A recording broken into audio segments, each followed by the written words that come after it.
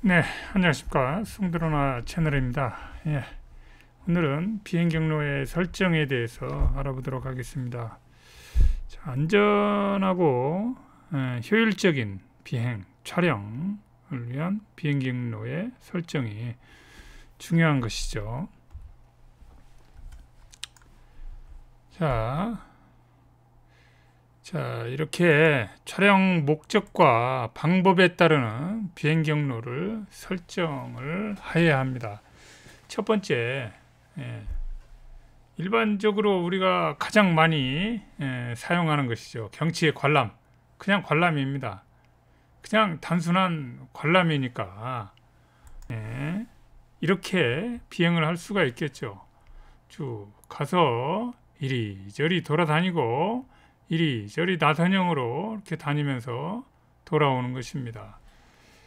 이게 바로 이제 일반적으로 우리가 많이 날리는 방법이죠. 이렇게 경치의 관람입니다. 별다른 목적 없이 그냥 이렇게 이리저리 날아다니는 모습을 우리가 확인할 수 있습니다. 자, 이번에는 두 번째는 본격 촬영을 위한 사전 비행입니다. 이 본격 촬영을 위한 사전 비행도 경치의 관람과 유사성이 좀 상당히 있지만 그래도 경치의 관람처럼 이리저리 중구난방으로 움직이지는 않습니다. 촬영을 위해서 내가 눈여겨봐야 될 것이 어떤 게 있는지 유심히 그걸 보기 위해서 지면에서 눈으로 그냥 보는 것과 드론을 공중으로 띄워놓고 보는 거에는 많은 차이가 있습니다. 그래서 띄워놓았을 때 내가 보지 못한 점이 또 있었나, 그리고 지면에서 볼 때 아름답게 느낀 것이 띄워놓았을 때는 또 어떤지 좀 비교가 됩니다.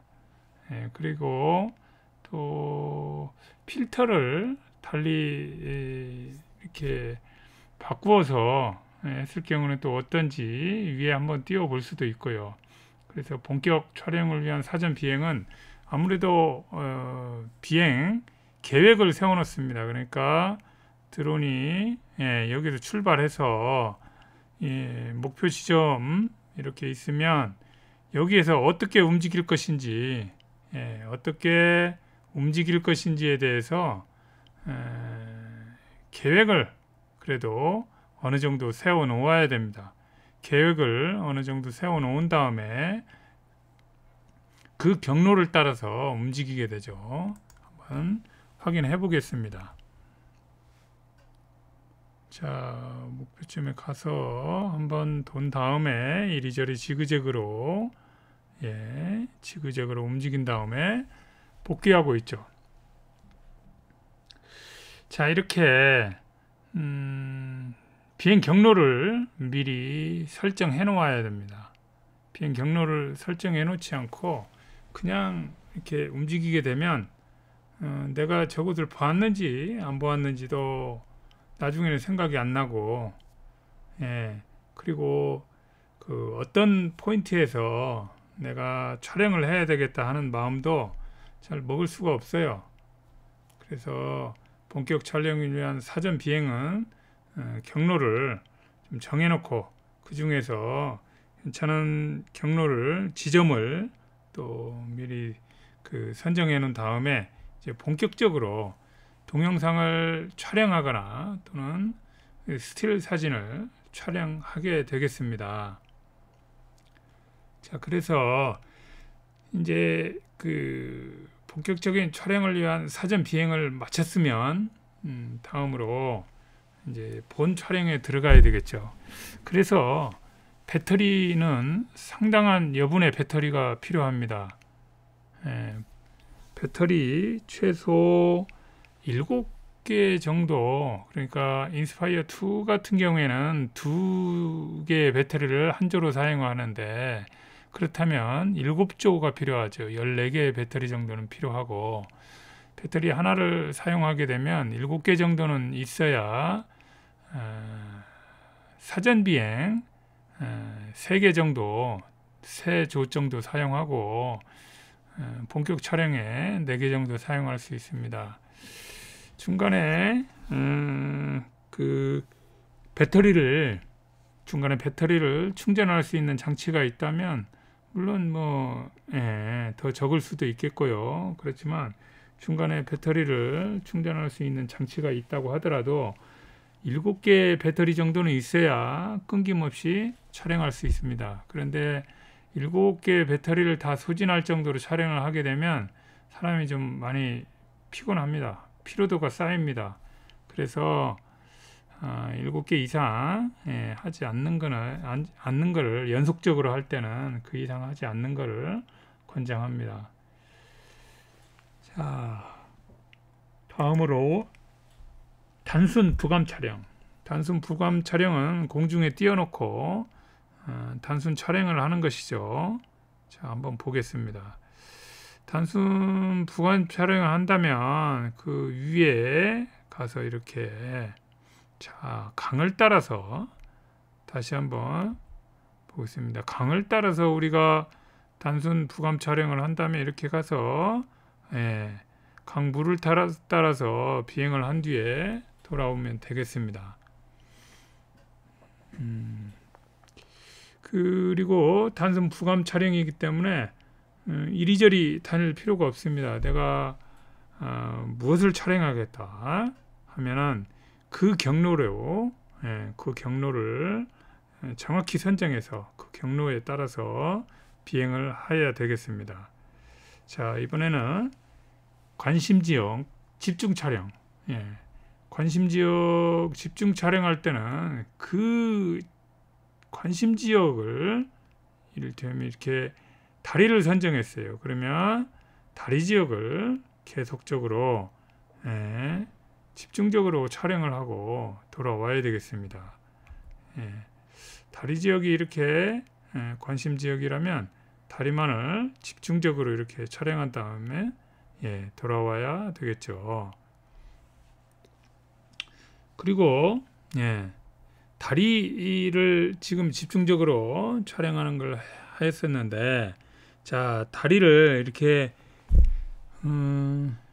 회전을 하면서 또는 빙 둘러서 촬영하는 경우도 있지만, 다리는 일반적으로 다리 진행 방향에 따라서 촬영을 하는 경우가 많습니다. 그래서 진행 방향에 따라서 이렇게 다리 진입을 해서 쭉 진행 방향에 따라서 촬영을 쭉 하죠.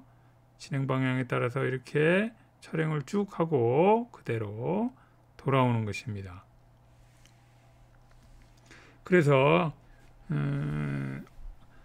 어떠한 그 촬영을 할 것인가, 촬영 목적, 단순 부감 촬영이냐, 관심 지역에 대한 집중 촬영이냐, 또는 어떤 진행 방향이 있어야 되는 촬영인가, 그리고 촬영 방법은 어떻게 할 것인가, 여러 가지 줌인을 할 것인가, 줌아웃 하면서 할 것인가, PY 촬영을 할 것인가, 이런 것들은 나중에 또 다시 배우겠습니다. 어떠한 촬영 방법을 선택할 것인가에 따라서 비행 경로를 설정을 해야 되겠습니다. 맨 마지막에 스틸 사진의 촬영은 위에 있는 단순 부감 촬영, 그리고 관심 지역 집중 촬영, 이 두 개를 적절히 조합해서 스틸 사진을 촬영하면 되겠습니다. 그러면 이러한 비행 경로는 우리가 왜 이렇게 설정해야 되는가? 비행 경로를 왜 설정해야 되는가? 자, 스틸 사진의 경우도 이렇게 강을 이를테면 강 물줄기를 내가 스틸 사진으로 찍겠다 하면 강 물줄기를 쭉 따라가면서 스틸 사진을 촬영할 수 있겠죠. 자, 그러면 이러한 비행 경로는 도대체 왜 설정해야 되는가? 효율적인 비행 경로의 설정이라고 되어 있죠. 자, 왜 그러냐면 촬영 찬스를 적절하게 선택해야 되기 때문입니다. 중구난방으로 그냥 이리저리 돌아다니면서 촬영을 하게 되면 촬영 찬스를 제대로 잡기가 어렵습니다. 그래서 사전 비행을 하면서 어떤 포인트가 촬영하기 좋은지를 미리 설정하고 이에 따라서 비행 경로를 해야 되겠죠. 그래서 촬영 찬스를 적절하게 어느 순간에 스틸 사진인 경우에는 어느 순간에 내가 셔터를 눌러야 되는지를 미리 대기하고 마음의 준비를 하고 있어야 되는 것이죠. 동영상 촬영도 마찬가지입니다. 모든 장면을 다 이어서 동영상 촬영도 있지만 중간중간 끊어서 촬영해서 나중에 편집을 하기 때문에 어느 순간에 셔터를 눌러서 동영상 촬영을 시작해야 될지 적절하게 촬영 찬스를 선택해야 되겠죠. 그렇게 해서 접근 경로도 직선적으로 곧바로 날아갈 것인지 아니면 앞서 보았던 강 물줄기를 찍기 위해서는 그 상류로 또 우회해서 가야 됩니다. 또 어떤 내가 찍고 싶은 그런 피사체가 있으면 그 피사체로 갈 때 어떻게 경로를 따라갈 건지 이런 경로를 선택해야 되죠. 그래서 이러한 것들은 모두 사전 비행이 반드시 필요한 것입니다. 사전 비행을 먼저 해보고 적절한 경로를 항상 미리 경로 계획을 세워놓고 그에 따라서 촬영을 해야 되겠습니다.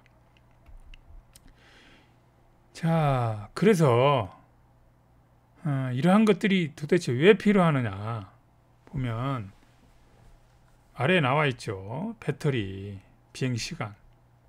배터리 소모가 많으면 내가 7개의 배터리를 가지고 갔다고 한들 제대로 원하는 촬영을 못하고 배터리를 다 소모시킬 수가 있습니다.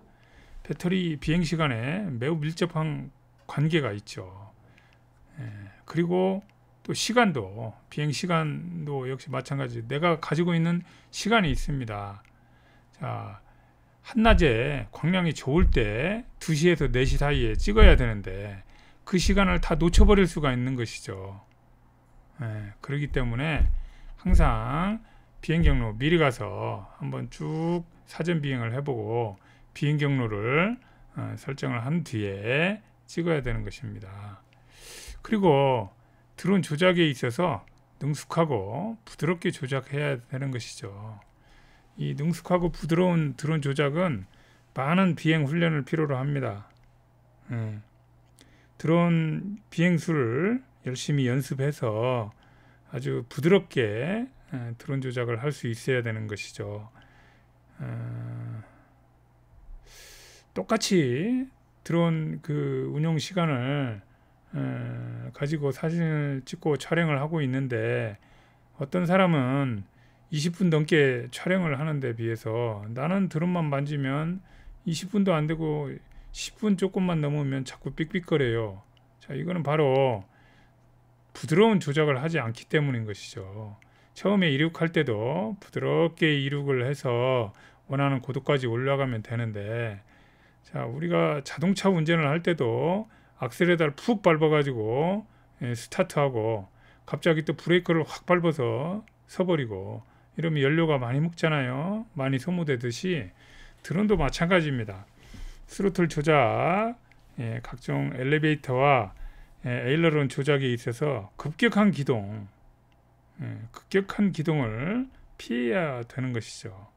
물론 스피디하게 촬영해야 될 경우도 있습니다. 이런 경우는 뭐 별 수 없지만 일반적으로 우리가 드론 촬영을 하는 데 있어서 아주 부드럽게 조작을 해야 되는 것이죠. 그래서 이렇게 기체에 대한 충격이 많이 발생하면 그러니까 급기동을 많이 해요. 급기동을 많이 하게 되면 제일 먼저 프로펠러 부위에 충격이 누적됩니다. 이 피로 누적이라고 하죠. 이런 피로가 누적되게 되면 나중에 아주 사소한 충격에도 이렇게 쉽게 프로펠러가 부러지고 또 모터 마운트가 이렇게 균열돼서 파손되는 걸 볼 수 있죠. 그래서 기동은 급기동은 하지 않는 게 좋습니다.